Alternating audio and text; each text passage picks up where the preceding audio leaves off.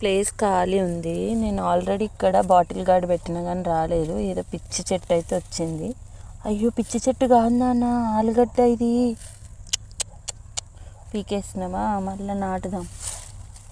ఆలుగడ్డ చెట్టు ఇట్లుంటుందని నాకైతే తెలియదు. ఇది పిచ్చి చెట్టు అనుకున్నాను. మళ్ళీ యథావిధిగా అయితే తవ్వి పెట్టాను. ఏర్లు అయితే చాలా పోయినాయి. పాప షట్ వస్తుందో రాదు. యాక్చువల్లీ ఇది చెట్టు పెట్టిన చెట్టు కాదు. మేము కిచెన్ వేస్టేజ్ కోసం వెజిటేబుల్ మార్కెట్కి వెళ్ళి వేస్టేజ్ తెచ్చి వేసినుండే, దానివల్ల వచ్చింది అది.